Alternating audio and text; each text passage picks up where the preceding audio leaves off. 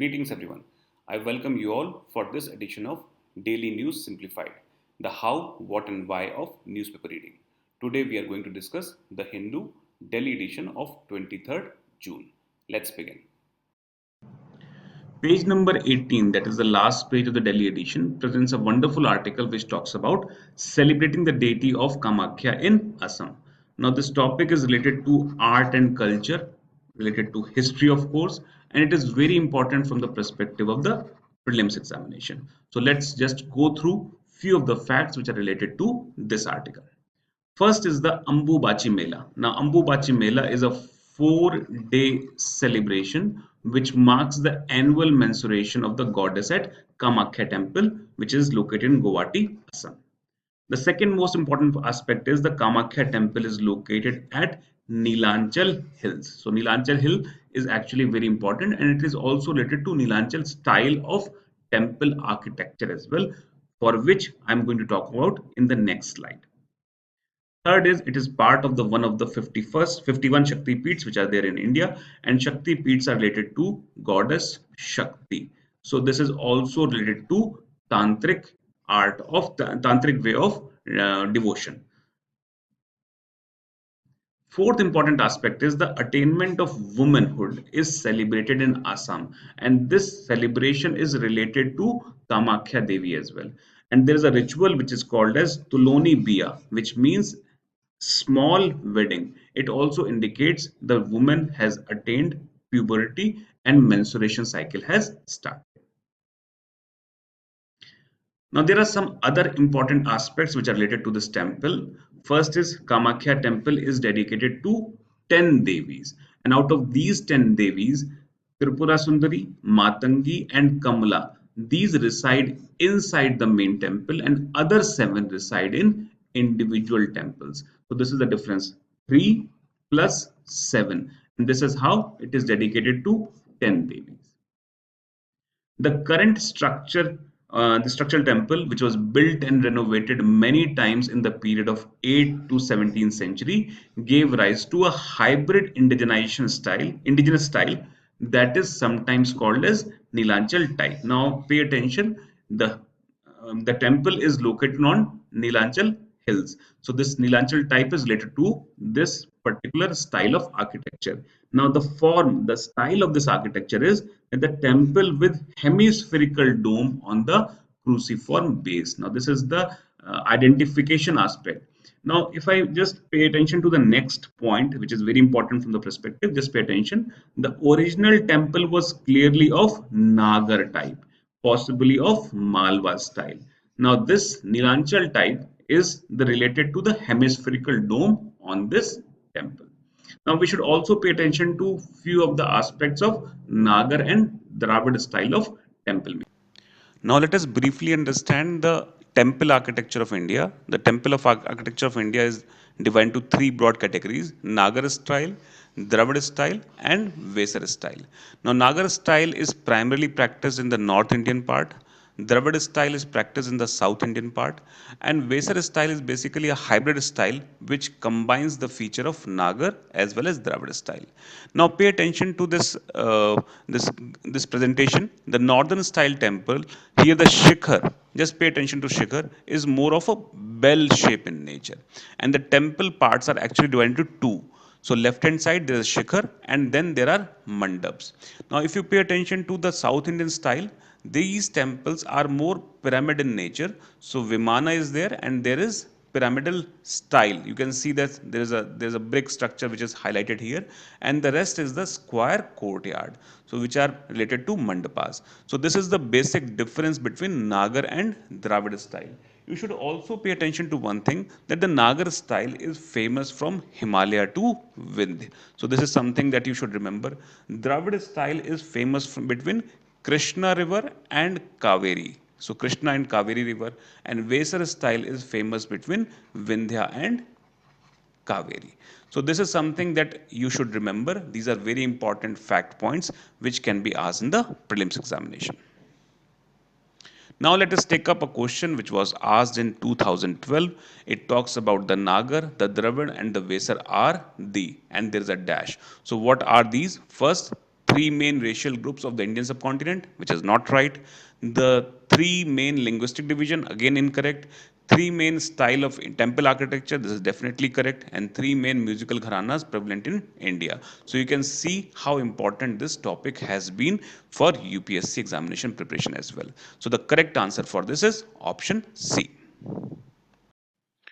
Page number 18 of the daily edition of the Hindu presents another important article which talks about how ready are we for a pandemic. Actually, in 1918, Spanish flu influenced the life of hundreds and hundreds of people.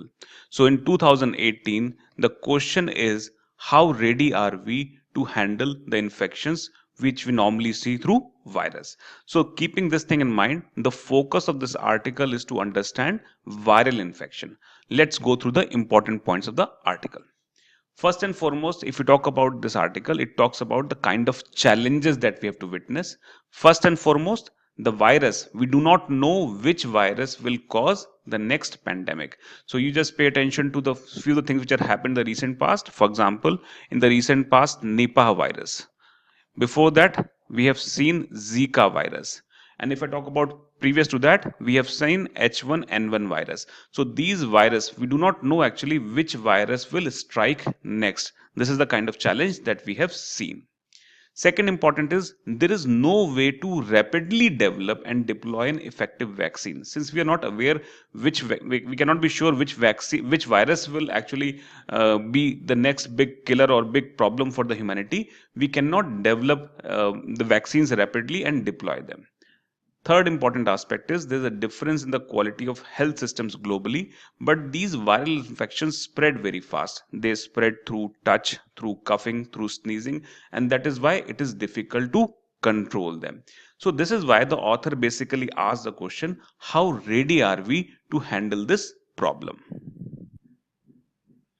Now, if I talk about viral infection, flu is caused by the influenza virus, which is basically being talked about, and the serotype of influenza A virus like H1N1, H5N1, H3N2, etc., have caused pandemic in humans. And the problem is why we witness these kind of problems. Infection passes through person to person through touching, coughing, and sneezing, and that is the reason why it is difficult to control viral infection. Now here is also important to mention how viral infection is different from bacterial infection. Now let us know more about the infection which is caused by virus and why viral infections are difficult to treat. Now viral infections are difficult to treat for one simple reason, that the viral virus that enters our body is not independent in nature. What it actually means that when it enters our body, it uses the DNA and DNA or other RNA of our own body and creates infection which body cannot normally define as something as a foreign, and that is why viral infections are difficult to treat. Similarly, if I talk about bacterial infection, now bacterial infections are actually independent in nature. Now when I say independent in nature, means body can easily identify that these are not native in nature or foreign in nature, and that is why viral infection is always very difficult to treat. Now let's pay attention to some of the questions which we have seen in the UPSC examination in the recent past. Now pay attention to question number 92. It talks about H1N1 virus. Now this question was asked way back in 2015. Now this question talks about H1N1 virus is sometimes mentioned in the news with reference to which one of the following disease. So the correct answer is swine flu. Actually, it is called swine flu because the first people who came in contact with the disease were the people who were related to pig farming or rearing, and hence it is called as swine flu. Before swine flu, we have also witnessed bird flu or avian flu as well. Similarly, you can see there's a question on question number 17 which talks about mentioned in the news about break of Ebola virus. Now, Ebola virus, this question was also part of 2015 prelims examination, and the correct answer was Guinea, Sierra Leone, and Liberia were the places where this virus first came into picture. Question number 31, which is mentioned here on the left hand side of the screen. This question appeared in the examination in the 2017 examination, and it talks about consider the following statements. In the tropical regions, Zika virus disease is transmitted by the same mosquito that transmits dengue, and second is the sexual transmission of Zika virus disease is possible. The correct answer of this question was C. Both 1 and 2 are correct, and actually it was the mosquito Aedes aegypti.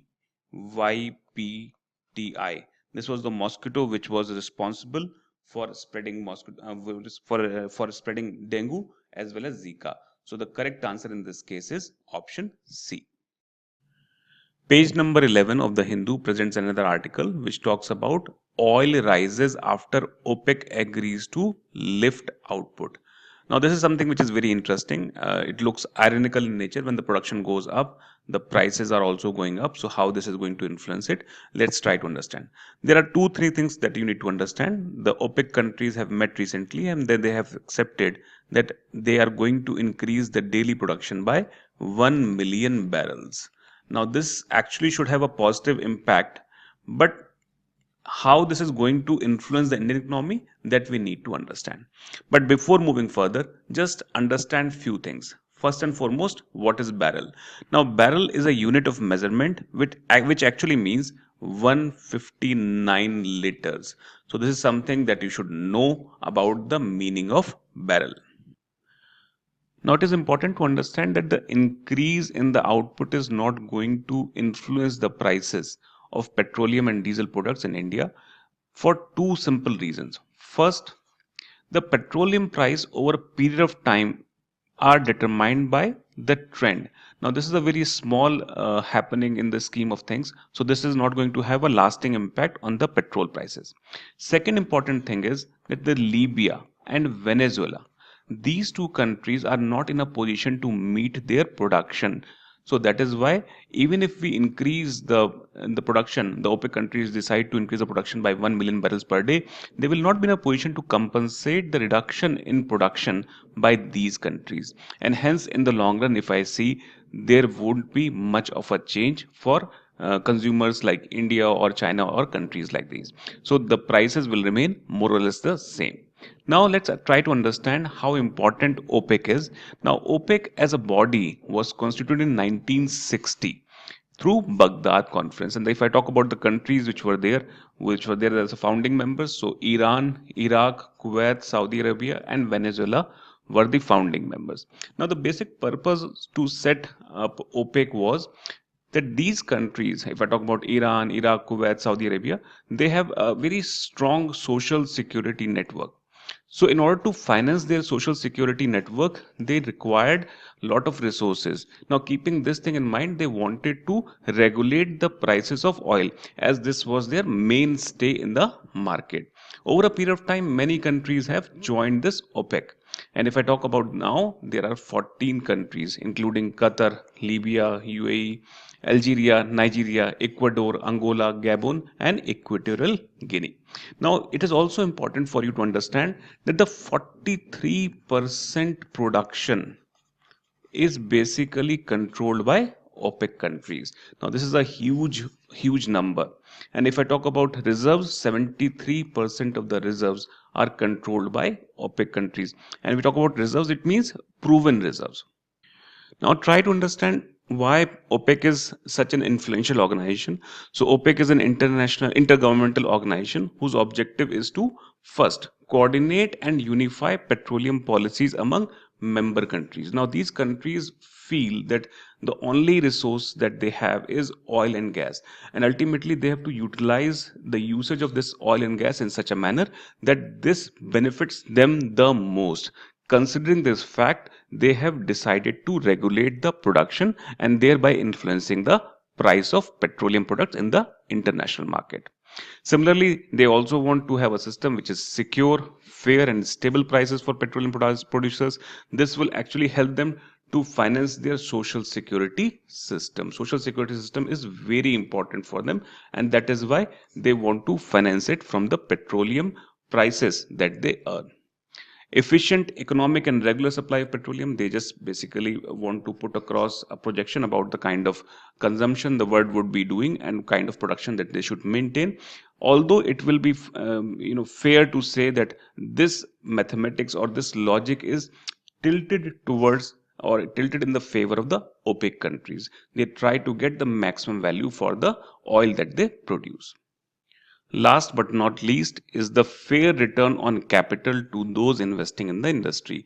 Now, extraction of oil, petroleum, and oil products is actually a capital intensive industry, and they want to get return as early or as fast as possible without disturbing the international market, and that is why OPEC becomes such an important aspect. Now, moving further, OPEC has been in news, and OPEC has always been asked in the examination as well. Way back in 2009, there was a very interesting question which talks about OPEC, and it talks about, other than Venezuela, which one of the following from the South America is a member of OPEC? Now, the correct answer for this is Ecuador. So this is the correct answer, and hence the membership of OPEC, the year in which it was established, or any kind of a major event. For example, in 2016, Indonesia went out of OPEC consortium. So this is something which is very important for you.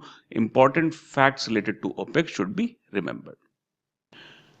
Page number 9 presents a very important article which talks about Seychelles stalls project for Indian naval base. Now, this naval base, which was expected to come up at Assumption Island, this is where the Assumption Island is, and this basically talks about memorandum of understanding with Seychelles to build airstrip and docking facility. Now, the usage of the word stalls means this is stopped for a temporary period. What will happen in the future? It is very difficult to identify right now. One very important thing is that Seychelles has cited sovereignty reasons. At the same time, they have offered that India can get a Coast Guard facility near that Assumption Island. So this is a very important article, and the story will build up over a period of time. Let's try to go through the important point of the article. Now, as far as the important parts of the article is, in January 2018, a 20-year agreement was signed that would have enabled India to develop military infrastructure on Assumption Island. Now, this is basically done to counter China's influence into the region. But recently, what has happened? Seychelles National Assembly has asserted that it will not ratify the agreement. Now, they do not want to ratify the agreement because they want to maintain a balance between India and China. Now, in this region, India and China are trying to expand their influence very fast. So Seychelles does not want to incline or show interest towards one particular country. That is why they want to maintain their non-aligned position. And the reason that they have cited for this, that it would infringe on their sovereignty of the Seychelles if they transfer a particular territory to India to maintain their naval base or maintain a airstrip. This will actually go against the sovereignty. And second, it would unnecessarily involve Seychelles into the competition between India and China, which they do not want in the current scheme of things. Now, this is something which they have cited. Now, if I go back on the previous page and just try to highlight few of the things. Now, apart from Assumption Island, there are few more things. Now, there is on this particular region, if I talk about, there is Reunion Island. Now, Reunion Island is basically controlled by France. Now, if I talk about Indian Ocean, different countries have shown interest in the area. Now, Diego Garcia, if you talk about, Diego Garcia is the place which has been leased out by UK. Now, if the Chagos Archipelago, they have separated Diego Garcia, and Diego Garcia has been given to US. Now, keeping this thing in mind, you should always pay attention to the kind of transition these countries have maintained. Apart from this, there is an Agalega Island as well. Now, a memorandum of understanding with Mauritius to build airstrip and docking facility. This is similar to the kind of arrangement that we were going for the Assumption Island. So these things or these steps by India are basically taken to counter Chinese influence in the region. And as far as China is concerned, the first naval base they have generated is in the Djibouti. So this is something that you should keep in mind. However, this story is developing and more information is required to build an idea. Now, this topic will basically fall in international relations, and it is more factual in nature, so it is more inclined towards prelims examination. So right now, if I say for mains examination, the story is yet to build and develop. Page number 5 presents a wonderful article which talks about states' claim on fighting plastic, only strong on paper. Now, this particular topic will fall under environment and ecology section, and this basically is good not only for prelims but also for mains part. So you should keep this article or the excerpts of this article with you all the time. Now, this information is important. This article is written because recently Maharashtra has decided to ban all plastics from the state. Now, the author of this article basically questions that how committed we are to achieve this goal. Keeping this thing in mind, the author has shared few important points. The foremost important point, or the bedrock of the discussion, is plastic waste management rules of 2016. Now, these rules actually mandate a lot of things to be done which are yet to be seen on ground. Let's begin with the fine details of the article. Now, the article talks about Plastic Waste Management Rules 2016, which says that all states have to annually apprise the Central Pollution Control Board on the steps taken to rein plastic usage. But actually, the story has been far from what it should have been. And the problem that normally see is of all the states in India, only 24 states and union territories have complied with this direction. And when we say about complied with this direction, they actually apprise Central Pollution Control Board. What kind of a positive step or initiative that they need to take is actually far from wanting. Now, moving to the third point, in most states the ban is limited to few cities only. So we normally come across and see that there are some states which have banned plastics, but they ban plastics in a particular city or maybe two or three cities. So this is not possible that you ban plastic in two or three cities and which will influence or which will take care of the pollution for the entire state. So this is only a half-hearted measure which cannot bear fruit. Then we talk about substandard plastic, which is less than 50 microns, are used widely. Now, this is something which should not be used because, according to Central Pollution Control Board and also the Plastic Waste Management Rules of 2016, the bodies which set up, they feel that plastics which are less than of 50 micron get disintegrated. Disintegrate means physical disintegration, not the chemical disintegration, very fast, and this enter into the soil and food cycle, and once they enter the food cycle they are very difficult to take out. So that is why substandard plastic should not be used. They also cause clogging in the cities as well. So that is what the consideration has been. Now, moving to the next point, 32 million metric tons of packaging waste is generated. Now, this is something which is different from the plastic bags that we have talked about. And none of the 24 states and union territories that report their plastic waste management performance have plans in place to tackle single use plastics, which also includes the packaging plastics. So this is something, means the point number 6 and point number 5 are related. Now, packaging waste is a huge problem, and ultimately no state is having any kind of plan to handle this thing. Apart from this, NCR, National Capital Region, which includes Delhi and the adjoining areas, this generates maximum amount of plastic, but they are not reporting or apprising the Central Pollution Control Board about the steps they are. Last but not the least, Kerala and Sikkim, according to author, are the states with most credible plastic waste management policies. But the point is, we have plastic waste management policies, but the will to implement these policies has been very limited, and that is why this is not. Now, it is also imperative here to remind that we celebrated World Environment Day, and when we celebrated World Environment Day, the theme was very clear: beat the plastic.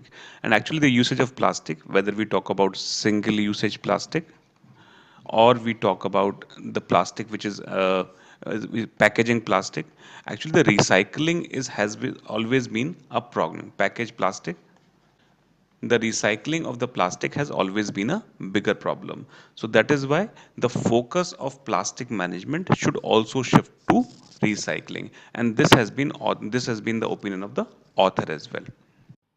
With this, we have come to the end of today's analysis. Let's move to the question for the day.